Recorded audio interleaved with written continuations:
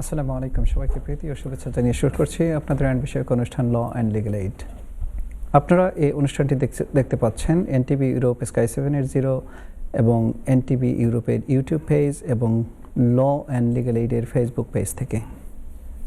সবাইকে আমন্ত্রণ জানাচ্ছি আমাদের আইন বিষয়ক অনুষ্ঠান দেখার জন্য। আপনারা আমাদের সাথে যোগাযোগ করতে পারবেন স্ক্রিনে দেওয়া যে স্টুডিও নাম্বারটি দেওয়া আছে, এছাড়াও আপনারা আমাদের সাথে যোগাযোগ করতে পারবেন, একটা টেক্সট ফোন নাম্বার দেওয়া আছে, এছাড়াও ইমেল অ্যাড্রেস। অনুষ্ঠানে বা অনুষ্ঠানের বাইরে আপনারা যদি কেউ আমাদের সাথে টেক্সটের মাধ্যমে যোগাযোগ করতে চান অথবা ইমেলের মাধ্যমে যোগাযোগ করতে চান, আপনারা আপনাদের যে কোনো প্রশ্ন এই টেক্সট অথবা ইমেইলে দিবেন, অথবা সরাসরি কথা বলতে চাইলে আমাদের স্টুডিও নাম্বারটিতে যোগাযোগ করবেন। প্রতিবারের মতোই আমাদের সাথে দুজন অতিথি উপস্থিত আছেন, দুজনেই আপনাদের সুপরিচিত। আমার ডান পাশে যিনি উপস্থিত আছেন তিনি আমাদের শ্রদ্ধেয় বড় ভাই, ব্যারিস্টার এবং সলিসিটর কাজী আশিকুর রহমান। আশিক ভাই, আসসালামু আলাইকুম। ওয়ালাইকুম আসসালাম, ধন্যবাদ। আশিক ভাই পুরনো প্র্যাকটিশনার, অনেক দিন যাবত কমিউনিটিতে প্র্যাকটিস করতেছে। সে সবসময় অতি ব্যস্ত থাকেন, তারপরও তার এই ব্যস্ততার মাঝেও যে আমাদের সময় দিয়েছেন তার জন্য আমরা অত্যন্ত কৃতজ্ঞ। আপনারা যদি কেউ প্রশ্ন করতে চান তার কাছে প্রশ্ন করতে পারবেন, যোগাযোগ করবেন অনুষ্ঠানের মধ্যে, আমরা চেষ্টা করব উত্তর দিতে। আমার বাম পাশে যিনি বসা আছেন প্রতি অনুষ্ঠানের নিয়মিত গেস্ট, ব্যারিস্টার আকবর বিন সিদ্দিক। আকবর বিন সিদ্দিক, আসসালামু আলাইকুম। ওয়ালাইকুম আসসালাম, থ্যাংক ইউ। দুজনকে অনেক ধন্যবাদ। আমরা বেশ কিছু আপডেট নিয়ে কথা বলবো। আমি প্রথমেই চলে যাচ্ছি আমাদের আশিক ভাইয়ের কাছে। যে রিসেন্ট টাইমে বিবিসি কয়েকটা রিপোর্ট করেছে অ্যাসাইলাম সম্পর্কে এবং ডোমেস্টিক ভায়োলেন্স সম্পর্কে। আমি আশিক ভাইয়ের কাছ থেকে শুরু করতে চাই। জি আশিক ভাই, যদি বলেন যে অ্যাসাইলাম সম্পর্কে, এলজিবিটি সম্পর্কে যে রিপোর্টটা এসেছে, এটা আমাদের আসলে কতটুকু সচেতন হওয়া দরকার এবং আসলে মূলত জিসটাকে যদি একটু বলেন প্লিজ। ধন্যবাদ সলিসিটর ইমতিয়াজ হোসেন, আজকে আমাকে এনটিভিতে আমন্ত্রণ করার জন্য। আমরা চেষ্টা করব আজকে কিছু বেসিক বিষয়ে আলোচনা করার জন্য, ইমিগ্রেশনের বিভিন্ন খুঁটিনাটি বিষয়ে। সাথে সাথে আমরা একটা জিনিস বলে রাখতে চাই, সেটা হলো যে আজকে আমরা যেই অ্যাডভাইসগুলো করব সেই অ্যাডভাইসগুলি একেবারেই জেনারিক। আপনারা যদি কোনো স্পেসিফিক প্রবলেম থেকে থাকে সেই প্রবলেমগুলি নিয়ে আপনাদের নিজস্ব যে লয়ার আছে তাদের সাথে যোগাযোগ করে স্টেপ নেবেন, বাট আমরা চেষ্টা করবো আপনাদেরকে জেনারিক অ্যান্সারগুলি দেওয়ার জন্য।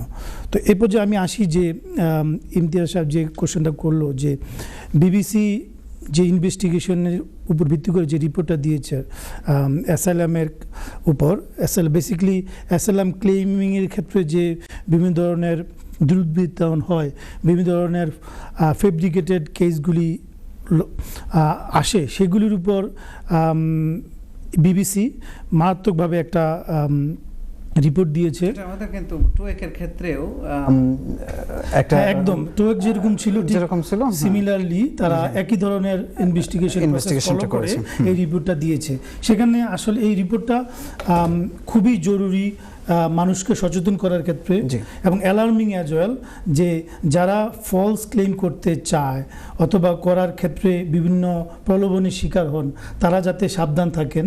তাদেরকে যদি জেনুইন হয় এবং জেনুইনভাবে কোনো একজন ভালো লয়ারের পরামর্শ নিয়েই কিন্তু তারা যাতে তাদের ক্লেমটা করে থাকেন। কারণ আমরা মোস্টলি সময় দেখে থাকি যে ক্লেমগুলি অনেক ক্ষেত্রেই ভালো ক্লেম থাকে, কিন্তু তারা প্রপারলি রিপ্রেজেন্টেশন করতে পারেন না, অথবা ভালো মতো তাদের যে এভিডেন্সগুলি আছে সেই এভিডেন্সগুলি ওনারা উত্থাপন করতে পারেন না, এবং মোস্টলি এই কারণেই ম্যাক্সিমাম ক্ষেত্রে অ্যাসাইলাম ক্লেমগুলি রিফিউজ হয়ে থাকে। জি আশিক ভাই, আমি একটা প্রশ্ন করতে চাই, সেটা হচ্ছে যে দেখেন যে বিষয়টা নিয়ে এলজিবিটি নিয়ে যে রিপোর্টটা এসেছে, এখানে দেখেন যে এই ক্ষেত্রে সবচেয়ে কিন্তু ক্ষতিগ্রস্ত হবেন যারা জেনুইন। হ্যাঁ, অবশ্যই যারা জেনুইন।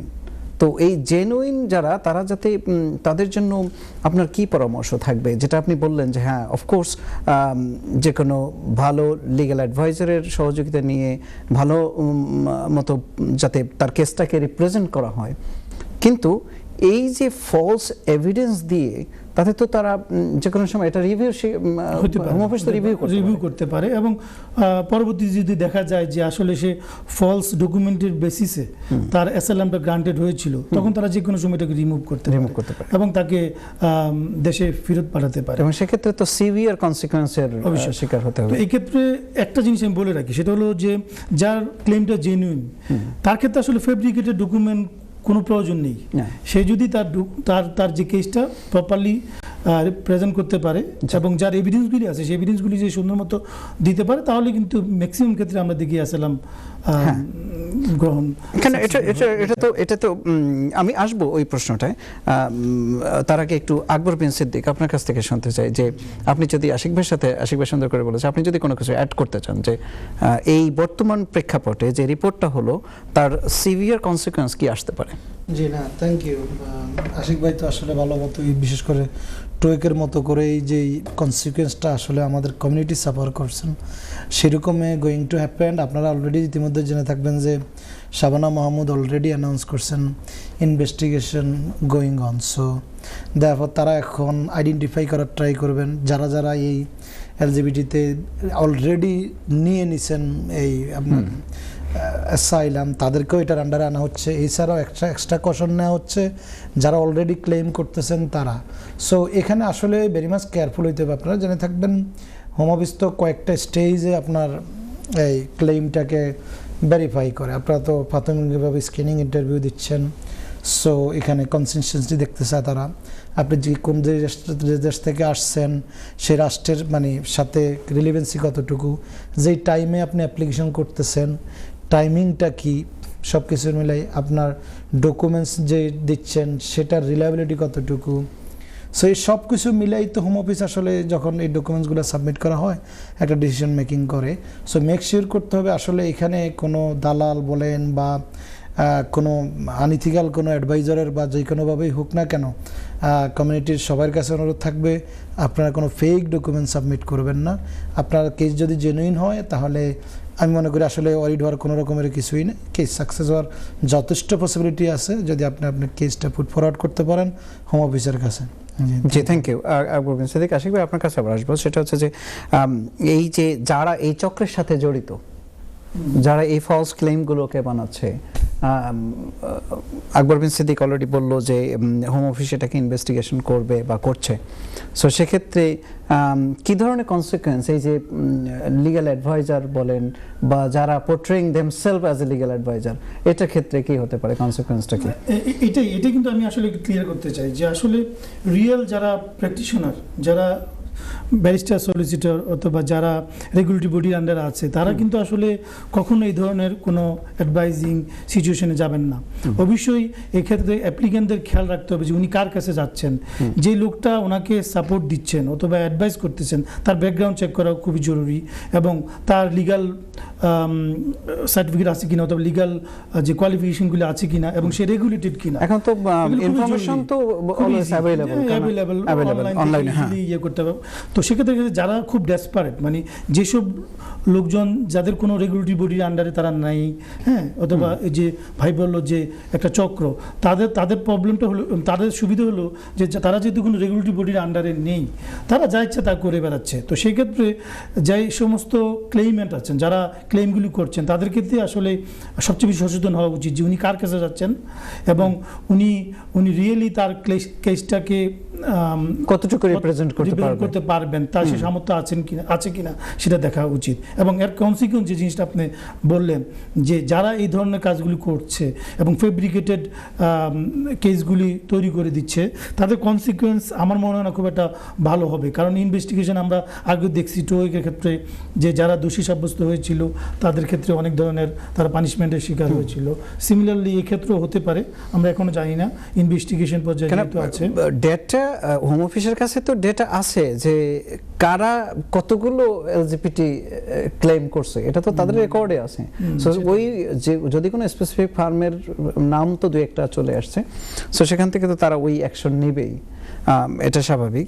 আমি একটা জিনিস দর্শকদের সাথে শেয়ার করতে চাই, সেটা হচ্ছে যে এটা জাস্ট একটা এক্সাম্পল যেটা আমি এক্সপিরিয়েন্সড হয়েছে, আমার কাছে যে কোনো একজন ফোন করে বলল যে সে থাকে তার বয়ফ্রেন্ডের সাথে। আচ্ছা, সো ফোন করে বলল যে তার বয়ফ্রেন্ডকে পুলিশ ধরে নিয়ে গেছে রাত্রে, পুলিশ ধরে নিয়ে গেছে। তো এখন আসলে কী করবো, যে ডোমেস্টিক ভায়োলেন্সের ইস্যু আছে। তো সে আমাকে বলল যে আপনি আমার বয়ফ্রেন্ডকে তো ধরে নিয়ে গেছে, তো এখন কি করা যায়? আমি বললাম যে অ্যারেস্ট হয়ে গেছে, তো এখন তো আসলে প্রসিডিউরাল ওয়েতে তারা পুলিশ ইনভেস্টিগেশন করবে, ইন্টারভিউ নেবে, সো এটা একটা procedural way, it's nothing can be done straight away. তো তুমি সকালে ফোন করো, তারপরে দেখবো যে কি করা যায়। সকালে ফোন দেওয়ার পরে আমি যখন কথা বললাম, এক পর্যায়ে বললো যে, আমি বললাম যে তুমি আমার খুব পরিচিত, আমার কাছে আর আসে নাই আচ্ছা, অ্যাসাইলাম ক্লেম করার জন্য। তো আমাকে বললো যে ভাইয়া আমি অ্যাসাইলাম ক্লেম করছি, যে কোনো একজন আমাদের কমিউনিটির একজনের নাম বলেছে। তো আমি বললাম যে তুমি তার কাছ থেকে কি অ্যাসাইলাম ক্লেম করলা? যে আমি এই এলজিবিটি এটা করছি। তো আমি ওই ফ্যামিলি, স্পেসিফিক ফ্যামিলিটা সম্পর্কে জানি, যে তারা পুলিশের রেকর্ডেও আছে যে she has been living with boyfriend, there was couple of incidents. Oh my goodness. So I was very much shocked যে তুমি এটা কি বলতেছো? তুমি বর্তমান পরিস্থিতিতে তুমি একজন বয়ফ্রেন্ডের সাথে থাকো, সেখানে যদি তুমি ক্লেম করো যে তুমি আসলে এই এইটা মেন্টালিটি না, তো সেক্ষেত্রে তোমার ইটসেলফ তো গভর্নমেন্টের রেকর্ডেই আছে, যদিও এই দুইটা কম্প্রোমাইজ হয় না, তারপর এই রিস্কগুলো আমাদের কমিউনিটির যারা নিচ্ছেন বা নেন তাদের ক্ষেত্রে আসলে একটু সতর্কবাণী বলা চলে। সেটা হচ্ছে যে এই যে বিবিসির ইনভেস্টিগেশন, বিবিসির রিপোর্ট এবং হোম অফিসের এখন যে রিপোর্টটা আমরা দেখতে পেয়েছি, এটা আমাদের আসলে সবাইকেই সতর্ক হতে হবে যে অ্যাসাইলাম ক্লেম করাটা শুধুমাত্র যে আমি কোন পন্থায়, সহজ পন্থায় পার পেয়ে যাব, এখন আসলে এটার একটা ব্যাড কনসিকুয়েন্স হতে পারে।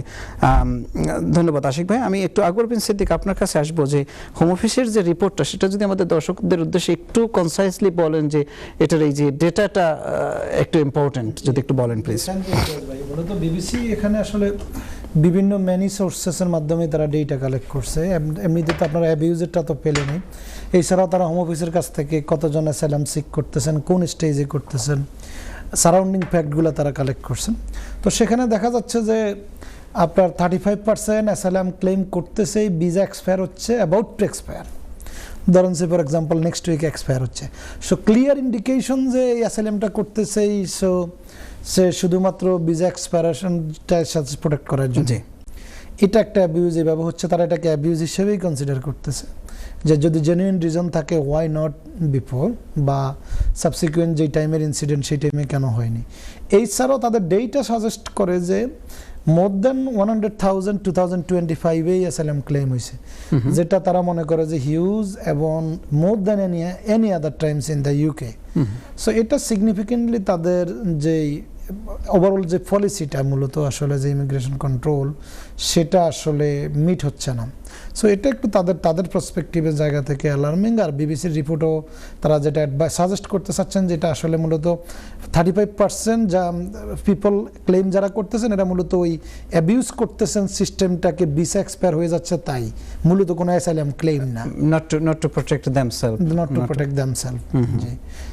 আর এছাড়াও আপনারা এলজিবিটি নিয়ে যে কথাটা বলেন, সেখানেও একটা ডেটা বিবিসির রিপোর্টের মাধ্যমে আমরা জানলাম যে এখানে টপ লিস্টে আছেন লাস্ট ইয়ারের আপনার পাকিস্তান, ওখান থেকে 575 around, Bangladesh in second position 175, Nigeria in third position, India is in fourth position around 65।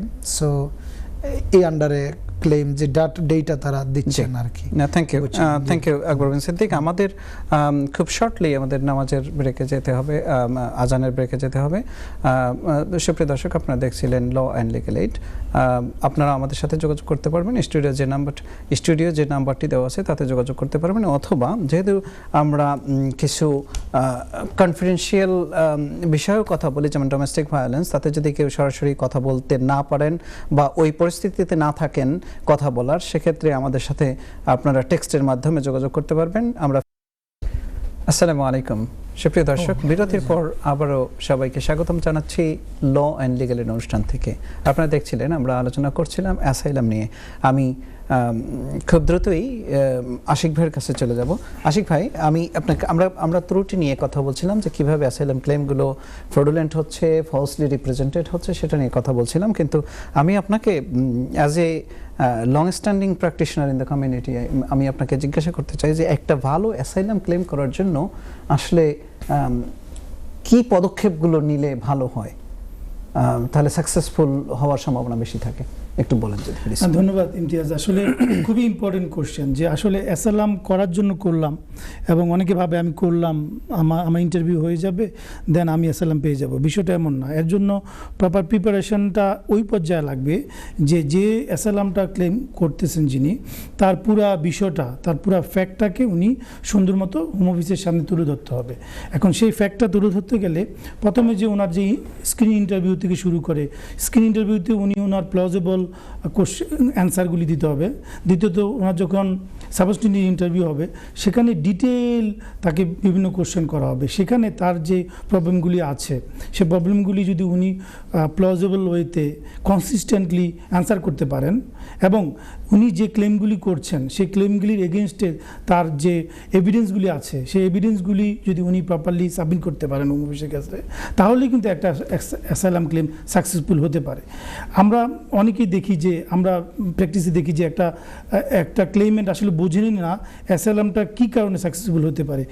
তো আমি যেমন যদি একজন রাজনৈতিক নেতা যদি উনি অ্যাসাইলাম করতে চান, যদি ফর এক্সাম্পল আমরা ধরি, তাহলে আমরা দেখি যে বেশিরভাগই তো রাজনৈতিক, হ্যাঁ, রাজনীতি হতে পারে, ধর্মীয় কারণ হতে পারে, অন্যান্য কারণ হতে পারে, কিন্তু মোস্টলি আমরা দেখি যে রাজনৈতিক কারণে ক্লেমগুলো হয়ে থাকে। তো রাজনৈতিক কারণ যদি আমরা উদাহরণ হিসেবে ধরে বলি যে রাজনৈতিক কারণে যে পার্সনটা অ্যাসাইলাম ক্লেম করছেন তাকে প্রথমে দেখতে হবে যে উনি ওই রাজনৈতিকভাবে অ্যাটাচমেন্ট ছিলেন কিনা। আসলে উনি রাজনৈতিক দলের একটা ফানি থিং, সব অনেকেই এসে বলে যে আমি ইউনিয়ন বা ওয়ার্ডের সভাপতি ছিলাম বা সেক্রেটারি ছিলাম। So how it could be like justified যে আপনি একটা ওয়ার্ডের, গ্রামের একটা একজন মেম্বার, তো সেক্ষেত্রে লোয়ার লেভেলের আপনি কিভাবে সাবজেক্ট টু না ওইটা কিন্তু পার্সন টু পার্সন, ইন্ডিভিজুয়াল ক্ষেত্রে কিন্তু এটা ডিফারেন্ট হতে পারে। একজন লোয়ার লেভেলের নেতাও কিন্তু পারসিকিউশন শিকার হতে পারেন। এখন এই ক্ষেত্রে আমাদের যে মানে ক্লেইমেন্টের যে জিনিসটা প্রুভ করতে হবে যে আসলে উনি ওই পার্টিকুলার যে রাজনৈতিক দল, সে রাজনৈতিক দলের একজন নেতা, সে লো লেভেল হোক টপ লেভেলের হোক, ওনাকে প্রথমে এই জিনিসটা প্রুভ করতে হবে। কিন্তু একটা কমন কথা আসে যে না, সে for example Awami League banned at the moment, তো সবাই এসে বলার চেষ্টা করে ওকে আওয়ামী লীগ তো ব্যান্ড হয়ে গেছে।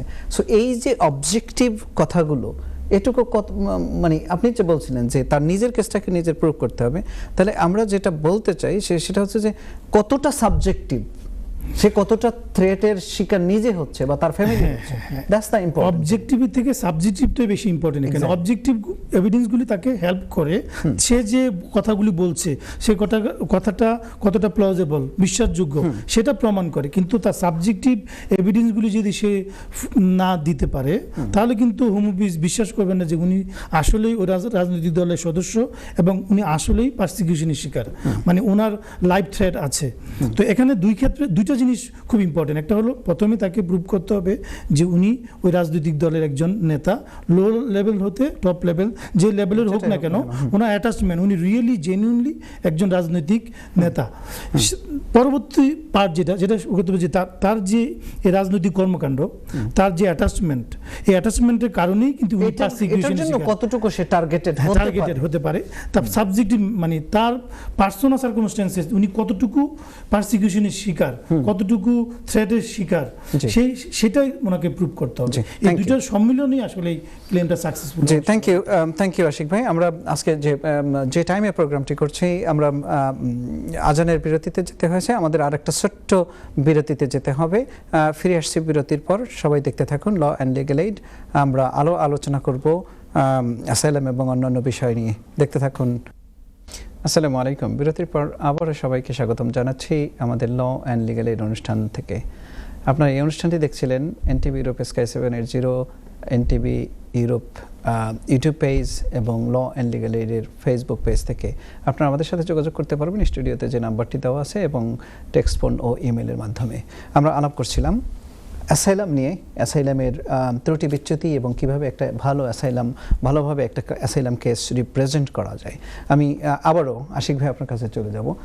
সেটা হচ্ছে যে অ্যাসাইলাম ক্লেম করার ক্ষেত্রে আমরা আমাদের কমিউনিটির বিশেষ করে দেখতে পাচ্ছি যে যেটা তারা লাস্ট রিসোর্ট হিসেবে অ্যাসাইলামকে বেছে নেয়। আসলে মূলত এটা অ্যাসাইলাম যদি কেউ করতে চায় তাদের কি করণীয়? হ্যাঁ, ধন্যবাদ। এটা আসলে অ্যাসাইলামের একটা মূল নীতি যে যত কুইক সম্ভব অ্যাসাইলামটা ক্লেম করতে হয়, ক্লেমটা তাকে ক্লেম করতে হবে এখন। এবং ইভেন দ্য ফার্স্ট অপরচুনিটি, একজন লোক যখন এই দেশে বর্ডার মানে পার হবে, ঠিক ওই মুহূর্তে তার উচিত অ্যাসাইলামটা ক্লেম করা, যদি সে নিজেকে মনে করে এবং যদি তার সে গ্রাউন্ড থাকে এবং তার সে রিজনগুলি থাকে অ্যাসাইলাম ক্লেম করার জন্য, তাহলে এটাই best time to claim an asylum. এখন অনেক ক্ষেত্রে দেখি যে আমরা অনেকে এই দেশে ভ্যালিড ভিসা নিয়ে আসেন এবং একটা পর্যায়ে যখন ওনার ভিসা শেষ হয়ে যায়, ঠিক এর আগ মুহূর্তে উনি, যদিও ওনার রিয়েল রিজন থাকে অ্যাসাইলাম ক্লেম করা, কিন্তু তিনি শেষ মুহূর্তে পর্যন্ত ওয়েট করেন। এই জিনিসটা তার যে এক্সিস্টিং লিভটা ওইটাকে যতটুকু সম্ভব ইউটিলাইজ করার চেষ্টা করে। আসলে এটা রং পারসেপশন, এটা রং পারসেপশন এক্স্যাক্টলি। যেহেতু ওনার রিয়েল গ্রাউন্ড আছে অ্যাসাইলাম করার জন্য, এবং উনি যখন যে মুহূর্তে তার গ্রাউন্ডটা অ্যারাইজ করলো, ঠিক সেই মুহূর্তে যদি উনি অ্যাসাইলাম ক্লেম করেন, তাহলে এটার বিশ্বাসযোগ্যতা এবং এটা প্রেজেন্টেশন, এর জন্য যে এভিডেন্সগুলি আছে সেগুলি সব কিছু হোম অফিস এবং কেস ওয়ার্কার তারা এটাকে প্লজিবল, তাদেরকে ক্রেডিবল একটা অ্যাপ্লিক্যান্ট হিসেবে বা ক্লেইমেন্ট হিসেবে ওনারা ট্রিট করে। এক্স্যাক্টলি। থ্যাংক ইউ আশিক ভাই। আপনার কাছ থেকে যাওয়ার আগে লাস্ট একটা কোশ্চেন আমি যেটা জিজ্ঞাসা করতে চাই, সেটা হচ্ছে যে বেশিরভাগ ক্ষেত্রে আমরা দেখি যে আমাদের কমিউনিটির যে অ্যাসাইলাম ক্লেম যারা করে, তারা চেষ্টা করে যে তাদের পয়সা বাঁচানোর জন্য যে ট্রান্সলেশনগুলো এগুলো বাংলাদেশ থেকে করে আনে। তো এই যে করে আনাটা, এটা কতটুকু তারা উপকৃত হয় বা এটা ডিমেরিটসটা কি? এটা আমরা আসলে অনেক ক্ষেত্রেই দেখি যে বাংলাদেশ থেকে অথবা তার নিজ দেশ থেকে কিন্তু তারা ট্রান্সলেশনগুলি করে আনছেন তাদের ডকুমেন্টগুলি। এটা আসলে ফান্ডামেন্টালি এটা রং বিষয়, যদিও হয়তোবা অনেকে তার যে ফাইন্যান্সিয়াল সার্কামস্টেন্সের কারণে এটা করে থাকেন, কিন্তু আসলে এখানকার কোর্ট কোনোভাবে, ট্রাইব্যুনাল কোনোভাবে এই ডকুমেন্টগুলিকে অ্যাকসেপ্ট করে না, এমনকি হোম অফিসও অ্যাকসেপ্ট করতে চায় না। কারণ তারা চায় যে রেকগনাইজড এবং যারা এখানকার লিগালি যারা ট্রান্সলেশন করতে পারে থাকে, অথরাইজড ট্রান্সলেটর যারা থাকে, তাদের আন্ডারে, তাদের মাধ্যমে যদি করা হয়, তাহলে যে ডকুমেন্টটা আসলে ট্রান্সলেশন করা হচ্ছে সেটা অথেন্টিসিটি অনেকটা প্রুভ করা যায়। এবং আপনি তো জানেন যে দর্শক, আপনারা দেখবেন যে বাংলাদেশের যে সিপিন, বাংলাদেশের উপরে যেটা থাকে সেটা হচ্ছে যে বাংলাদেশের সিপিন ডকুমেন্টসের উপরে যেটা আছে, সেখানে কিন্তু ক্লিয়ারলি এগুলো বলা আছে যে বাংলাদেশে ডকুমেন্টসগুলোকে ফোর্সড ওয়েতে আনা বা যে কোনো একটা ডকুমেন্ট ক্রিয়েট করে আনা, এটা খুব ভেরি ইজি এবং এজন্যই তারা বিশ্বাস করতে চায় না। তো আমরা জানি যে সবসময় বলে যে তানভীর আহমেদ কেস দিয়ে বলে যে readily available any document in Bangladesh, মানে বাংলাদেশে যে কোনো ডকুমেন্টই রেডিলি অ্যাভেলেবল। তো সেক্ষেত্রে অ্যাপ্লিক্যান্টের দায়িত্ব কোনো একটা ডকুমেন্ট জেনুইন কিনা অথবা তার কন্টেন্টটাকে ফ্রুটফুলি উপস্থাপন করা, যেটা রিলাই করতেছে এটা যাতে জেনুইন হয়, জেনুইন, এবং ডকুমেন্টের যে কন্টেন্ট সেটা যাতে রিয়েলি প্রপারলি ট্রান্সলেটেড হয়। জি, থ্যাংক ইউ। একটা কল নিয়ে আসবো। জি দর্শক, নাম বলে প্রশ্নটি করুন। আসসালামু আলাইকুম। আমার নাম বেগম। আচ্ছা, আমার এখন বোন যে দেশনে বিয়ে যায়, ওয়ার্ক পারমিটর জমাই আনতা, তারা এখন এই আনতে পারবা নেই কান ওয়াইফ। জি বেগম, জি বেগম, আপনি বলেছেন যে ওয়ার্ক পারমিটে আনতে চাচ্ছে এখন জামাই ও দেশনে যারা। জি, উনি কি বোন, উনি কি কেয়ারার ভিসায় আছেন না এমনি পারমিটর ভিসায় আছেন? জি, ওয়ার্ক পারমিটের তো ক্যাটাগরি আছে, কেয়ার ওয়ার্কার ভিসায় আছে কিনা এবং কবে সে ভিসাটা পেয়েছে জানেন আপনি? এইখানে পুরা খেয়াল না 3-4 হইব অনুমান 5 বছর এখনো হইছে না। জি, আপনি দেখতে থাকুন, আমরা চেষ্টা করছি আপনার উত্তরটা দেওয়ার। এখানে এক কথা গেল, আর এক কথা এই যে তার ওয়াইফ কইয়া লেখিয়া আনতা পারবানি ওখানটা জানতাম, আর জানতাম ফিস কত লাগে ওয়াইফর টিউশন করলে।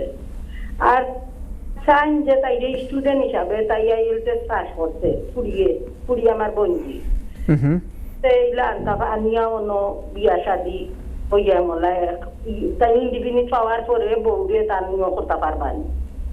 ওকে, আপনি দেখতে থাকুন। যেটা আপনি যে প্রশ্নটি করেছেন আমার দর্শকরা আমার গেস্টরা শুনেছেন, তারা তাদের মতো করে উত্তর দিবে। আপনি টিভি দেখতে থাকুন। Thank you. জি আশিক ভাই, না, প্রথম যে কোশ্চেনটা ওনার ছিল যে উনি ওনার কোন এক আত্মীয় সে এই দেশে ওয়ার্ক পারমিটে আছেন, সে তার স্পাউসকে নিয়ে আসতে চান বাংলাদেশ থেকে। তো এখন আমরা এটা ক্লিয়ার না যে উনি ওয়ার্ক কেয়ার ভিসায় আছে কিনা না অন্য কোন স্কিল ওয়ার্কারে আছে। তো জেনারেলি আমরা যেটা বলতে পারি যে যদি উনি যেহেতু বললেন যে 3 বছর আগে ওনার ভিসাটা ছিল, যদি উনি কেয়ার ভিসা থেকে থাকেন তাহলে কিন্তু অবশ্যই আনতে পারবেন 3 বছর যদি হয়। হ্যাঁ, কিন্তু বর্তমান আইন অনুযায়ী কিন্তু কেয়ার ভিসা হোল্ডাররা তারা তাদের স্পাউসে কিন্তু আনতে পারেন না। তো যেহেতু আমাদের দর্শক বলছেন যে 3 বছর হয়ে গেছে ওনার ভিসাটা, যদি উনি কেয়ার ভিসা থেকে থাকেন তাহলে উনি অবশ্যই তার স্পাউসকে আনতে পারবেন। আর যদি উনি কেয়ার ভিসা না থেকে অন্য কোনো স্কিল ওয়ার্কের ভিসা থেকে থাকেন এবং যেহেতু উনি 3 বছর আগে আসছে, সো আগের রুলস প্রযোজ্য হবে, সেক্ষেত্রে উনি ওনার স্পাউসকে অবশ্যই রুলস ফলো করে আনতে পারবেন। থ্যাংক ইউ আশিক ভাই। বেশ, আকবর সিদ্দিক, আমরা দুটো প্রশ্ন আপনার সাথে একসাথে রাখতে চাই। অ্যাসাইলামের বিষয়ে আপনি আর কোনো কিছু অ্যাড করবেন কিনা, আর এই দর্শকের ক্ষেত্রে কোনো কিছু? জি থ্যাংক ইউ। না, আপনারা তো মোটামুটি ওয়াইডলি অ্যাড্রেস করছেন, জাস্ট হালকা সামান্য একটু অ্যাড করি। সে অ্যাসাইলামের আসলে মূলত ফার্স্ট স্টেজেই হোম অফিস ডকুমেন্টেশনগুলোকে consideration and same to court as well.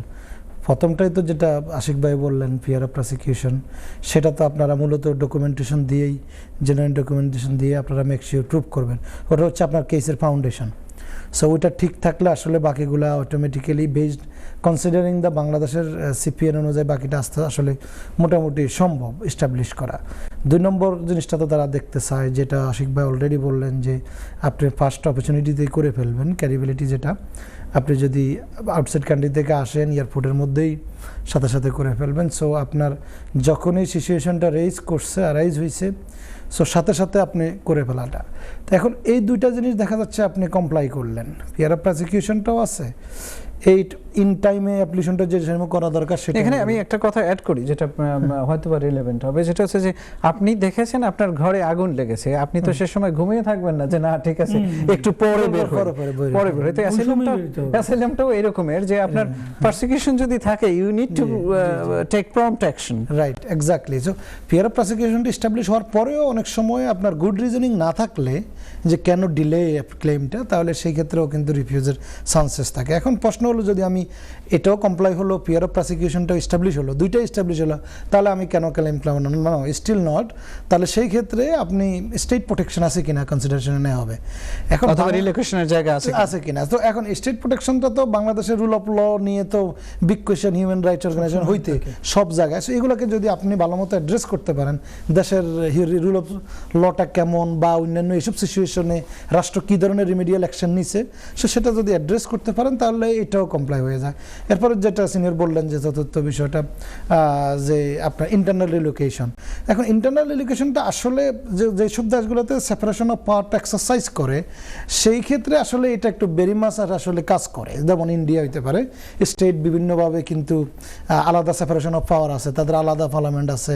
যেমন ইউকেতে 4টা স্টেট, অনেক বড় দেশ, সেন্ট্রালি কন্ট্রোল না। তো বাংলাদেশটা তো আসলে এই ক্ষেত্রে ভিন্ন, সেন্ট্রালি কন্ট্রোল। দেওয়ার পর আপনার বিরুদ্ধে যে কোনো ধরনের ক্রিমিনাল চার্জেস ঘটনা হলে তো সারা দেশে এটা ওয়াইডলি আপনার এফেক্টেড হন, তো সেটাকে যদি প্রেজেন্ট করা যায় তাহলে দেখো এই চতুর্থ এই জিনিসগুলো মূলত প্রয়োগ করতে হবে, যেটা হচ্ছে যে আপনাকে রিজনেবলি সেফ কিনা রিলোকেট করা, এটা প্রুভ করতে হবে যে আপনাকে আপনার যে ফিয়ার অফ প্রসিকিউশনটা, আপনার যে ভয়টা সোজা বাংলায়, সেই ভয়টা কতটুকু এবং সেখানে আপনি অন্য জায়গায় এক্সপেক্ট করা যায় কিনা যে আপনি থাকতে পারবেন। এটাই হচ্ছে পঞ্চম জিনিসটা যেটা দেখতে চাই সেটা হলো, যদি আপনি এগুলো কোনোটাতেই কমপ্লাই না করতে পারেন, হিউম্যানিটেরিয়ান হিউম্যানিটেরিয়ান প্রোটেকশনে যায় কিনা, আপনি যেতে গেলে টর্চারের শিকার হইতে পারেন, যেমনটা আপনারা এলজিবিটির কথা বললেন, পার্টিকুলার সোশ্যাল গ্রুপের যারা আছেন, যে না তারা হয়তো ঠিক আছে ওইভাবে পিয়ার প্রসিকিউশন না, কিন্তু তারা টর্চারের শিকার হবেন বা আদার কাইন্ড অফ একটা সোশ্যাল স্টিগমাও কাজ করতে পারে, তখন আপনি হিউম্যানিটেরিয়ান প্রোটেকশনটা কনসিডার করতে পারে।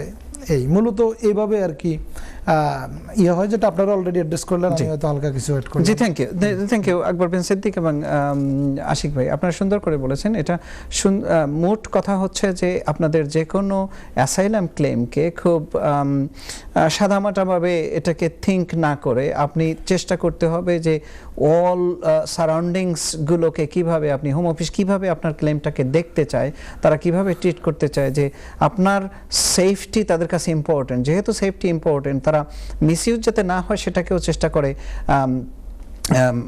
খুব কঠোরভাবে এটাকে নিয়ন্ত্রণ করার জন্য। সেক্ষেত্রে আপনাকেই চেষ্টা করতে হবে যে আপনার কেসটাকে ভালোভাবে রিপ্রেজেন্ট করা এবং নিজেকে ওভাবে উপস্থাপন করা যে আপনি হচ্ছেন ভিকটিম অফ এনি পারসিকিউশন অথবা ফিয়ার অফ পারসিকিউশন, যা কিছুই হোক না কেন। তো আমরা অন্য টপিকসে চলে যেতে চাই।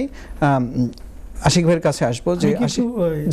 যে আমাদের যে ভদ্র মহিলা ফোন করেছিলেন, ওনার সেকেন্ড কোশ্চেনটা কি আমরা আনসার, কি কোশ্চেন ছিল? সেকেন্ড কোশ্চেনটা আমি একটু এড়িয়ে গেছি, আমি একটু সেকেন্ড কোশ্চেনটা একটু এড়িয়ে গেছি। আমরা উনি যে প্রশ্নটি করেছেন, এই বোনকে আমি সাজেস্ট করব যে কোনো একজন সলিসিটরের সাথে সরাসরি গিয়ে, কেননা এখানে উনি ভিন্নভাবে চিন্তা করছেন ওনার বোনের মেয়েকে বা কাউকে আনতে, সো সেই জায়গায় এখানে সতর্ক থাকতে হবে যে যখন আপনি একজন এখানের কারো স্পাউস আনবেন অথবা বিয়ে দেখিয়ে নিয়ে আসবেন, তখন আপনাকে জেনুইন রিলেশনশিপ, সাবসিস্টিং রিলেশনশিপ, এবং সেখানে যাতে ফ্রডুলেন্ট কোনো কিছু না থাকে বা আপনার বোন বলে নিয়ে আসা, এই সব জিনিসগুলোকে যে কোনো একজন প্র্যাকটিশনারের কাছে গেলে সে ভালোভাবে আপনাকে সাজেস্ট করতে পারবে কোনটা করা উচিত, কোনটা করা উচিত না। অবশ্যই খুব কেয়ারফুলি নিতে হবে। কারণ একটা বোন, আপনাকে একটা জিনিস খেয়াল রাখতে হবে, যদি কোনো কারণে হোম অফিস সন্দেহ করে যে এখানে কোনো অন্য উদ্দেশ্য জড়িত আছে, তখন কিন্তু যে কোনো অ্যাপ্লিক্যান্টকে 10 বছরের জন্য ব্যান করতে পারে।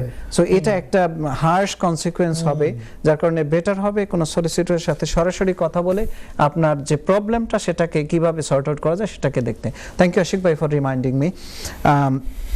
আমরা পরবর্তী যে আলোচনাটায় দ্রুত যেতে চাচ্ছি সেটা হচ্ছে যে আরেকটা কল নিয়ে আসি। জি দর্শক, আসসালামু আলাইকুম। ওয়ালাইকুম আসসালাম। জি ভাই, নামটা বলে প্রশ্নটি করুন। জি বলুন। বশির ভাই নাকি? আমার একটা লিজ এক্সটেন্ড করতে ছিল আর কি। লিজ এক্সটেন্ড করবেন? জি বলুন। বাসা কত হইতে পারে খরচ? টোটাল খরচ কত হইতে পারে? লিজ এক্সটেন্ড কি আপনি রেসিডেন্সিয়াল এর কথা বলতেছেন? ওরে যে না, বাসার কাউন্সিলর ঘর বাসা। ওয়েল, না থ্যাংক ইউ। আপনার আর কোনো প্রশ্ন আছে? না, মানে 89 ইয়ার আছে বর্তমানে। কত লাগতো? কত বছর আছে? 89 ইয়ার। 89 ইয়ার্স আছে। ওকে, 89 ইয়ার্স আছে। ওকে, থ্যাংক ইউ। আপনি দেখতে থাকেন, আমরা উত্তরটি দিব। Thank you. জি আশিক ভাই, আপনি যদি দেন। হ্যাঁ, আমি এটা আসলে স্পেসিফিকলি অ্যান্সার করা ডিফিকাল্ট, কারণ এটা ডিপেন্ড করে কোন বাড়াতে ওনার হাউসটা। এক বাড়ার রুলস এক রকম। কোনো বাড়ায় ফিটা একটু কম হয়, কোনো ফিটা অনেক বেশি হয়, কোনো বাড়াতে অনেক সময় নাও থাকতে পারে। তো উনি সম্ভবত হোয়াইট চ্যাপেলের কথা বললেন। তো ওখানে একটা ভালো ফি আছে, ওই ফিটাকে ওনাকে আসলে কাউন্সিলের সাথে যোগাযোগ করেই কত চার্জটা কত হয় সেটা ওনাদের জেনে নিতে হবে। দেন উনি রাফলি 6 to 10,000 দেন আবার লয়ারের একটা ভালো কস্ট থাকে, লয়ারের ফিস থাকবে, সেটা ওনাকে কনসিডার করতে হবে। জি, আমি একটু আশিক ভাইয়ের সাথে একটু অ্যাড করতে চাই। সেক্ষেত্রে উনি যেহেতু বলেছেন 89 ইয়ার্স আছে, যদিও আইন চেঞ্জ হচ্ছে, সেক্ষেত্রে হয়তোবা ওনাকে বেশি ওরিড হতে হবে না। তবে 89 ইয়ার্স, যেটা 86 ইয়ার্সের যদি নিচে নেমে যায়, ওনার যথেষ্ট এখনো সময় আছে, বা 80 ইয়ার্সের নিচে যখন লিজগুলো নেমে যায়, তখন রিমর্টগেজ করতে বা আপনি যদি রিসেল ভ্যালুর ক্ষেত্রেও অনেক সমস্যা হয়। সেক্ষেত্রে আমরা সাজেস্ট করব আপনি যত দ্রুত পারেন এটাকে আপনার লিজটাকে এক্সটেন্ড করে নেন, কারণ 80 ইয়ার্সের নিচে নেমে গেলে তাহলে একটা আমি শব্দটা আমি বলতে পারছি না, ওটাকে বলে ম্যারেজ অ্যালাউন্স না কি যেন একটা বলে, যে তখন লেন্ডার এটার একটা 50% দাবি করতে পারে, এরকম একটা বিষয় আছে।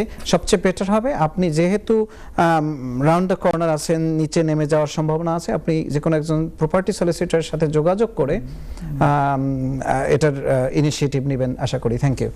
জি আশিক ভাই, আমরা কথা বলছিলাম যে এই অ্যাসাইলামের যে এলজিবিটি রিপোর্টের সাথে সাথে বিবিসি আর একটা রিপোর্ট করেছে, যেটাও আমরা অ্যাজ এ ফ্যামিলি প্র্যাকটিশনার আমরা খুব এটা নিয়েও যথেষ্ট সচেতন আছি, এবং এই যে এখানে মিসইউজের যে একটা স্কোপ হচ্ছে সেটা নিয়ে একটু কথা বলতে চাচ্ছি। যে ডোমেস্টিক অ্যাবিউজ যে ক্লেমগুলো হচ্ছে সেখানেও একটা গ্রেটার পরিসরে এটার একটা মিসইউজ হচ্ছে। তো এটার ব্যাপারে আপনি যদি একটু আমাদের দর্শকদেরকে সতর্ক করে দেন যে ডোমেস্টিক অ্যাবিউজ আসলে এটাও একটা kind of protect to someone who are in a relationship.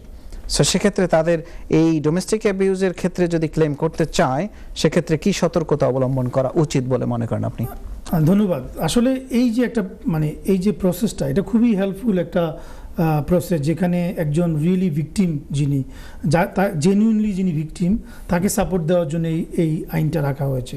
তো এই ক্ষেত্রে যদি ফেক কোনো ক্লেম করা হয়, অনেক সময় আমরা দেখে থাকি যে বিভিন্ন ডোমেস্টিক অ্যাবিউজ এটাকে কিন্তু এক্সটেন্ড করেছে 2024 এর এপ্রিলে, রিসেন্ট ল কিন্তু এক্স্যাক্টলি, এবং তারা চেষ্টাই করেছে যে কোভিড পরবর্তী যাতে কেউ ডোমেস্টিক ভায়োলেন্সের শিকার না হন এবং এটাকে যাতে এই অ্যাবিউসিভ রিলেশনশিপে যাতে কন্টিনিউ না করতে হয় এজন্য একটা এক্সটেন্ডেড যে সুবিধাটা দিয়েছে। হ্যাঁ, এবং ইভেন আগে যেটা ছিল যে শুধুমাত্র ব্রিটিশ স্পাউস অথবা সেটেল পারসন তার স্পাউসের ক্ষেত্রে এই কনসেশন দেওয়া হতো, কিন্তু পরবর্তী দেখা গেল যে এটা যারা পিবিএস মানে পয়েন্ট বেস সিস্টেমে যারা আছে সেই ডিপেন্ডেন্টের ক্ষেত্রেও এই জিনিসটা প্রযোজ্য হলো, যে 3 মাসে একটা কনসেশন পিরিয়ড দিবে এবং তারা বেনিফিট ক্লেম করতে পারবে সবকিছু তারা করতে পারবে। তো এই ক্ষেত্রে আমরা দেখতেছি যে আসলে জেনুইন যারা ভিকটিম তাদের ক্ষেত্রে এই জিনিসটা প্রযোজ্য। এখন কেউ যদি ফেক ক্লেম করে এবং এটা যদি ধরা খায় এবং এটা যদি প্রচুর পরিমাণে হয়ে থাকে তাহলে যারা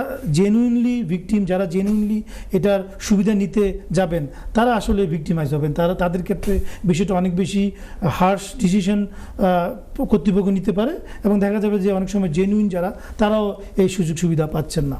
তো এই ক্ষেত্রে আমি বলবো আরেকটা কনসিকুয়েন্স আছে যে আসলে যদি আমি একটা ফেক ক্লেম করতে যাই, এটা তো আসলে ফ্যামিলি ম্যাটার না, তো ফ্যামিলির মধ্যে আসলে অনেক ধরনের প্রবলেম তৈরি হয়ে যায়, যে ডোমেস্টিক ভায়োলেন্সের সাথে সাথে ট্রাস্ট চলে যায়, দেখা যায় যে ফ্যামিলি ব্রোকেন হয়ে যায়। এটা আমাদের সময় আছে। জি দর্শক, আসসালামু আলাইকুম। ওয়ালাইকুম আসসালাম। জি জি, আসসালামু আলাইকুম। আপনি প্রশ্নটি করুন ভাই।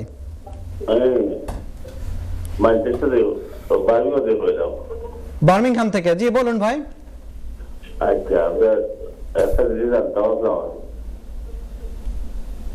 জি বলুন বলুন, আপনি স্টুডিওতে কথা বলছেন, বলুন। জি, ওই যে বিয়া তাড়াতাড়ি এটা ফিস কত যাবে এটা ওটা জানতে পারলাম। Thank you thank you. জি আমরা খুব স্বল্প সময় আমি আপনাদের কাছ থেকে বেজে নিই। আশিক ভাই আপনাকে অসংখ্য ধন্যবাদ, আমি উত্তর দিচ্ছি। আপনাকে অসংখ্য ধন্যবাদ আমাদের অনুষ্ঠানে আসার জন্য। দর্শকরা অনেক উপকৃত হয়েছে। ব্যারিস্টার আকবর বিন সিদ্দিক, আপনি অপেক্ষা করছিলেন কিছু বলার জন্য, বাট আমরা একদম শেষ প্রান্তে, যদি কিছু বলেন জাস্ট 20 সেকেন্ড। Thank you. না আসলে 20 সেকেন্ডস বলা খুব মুশকিল।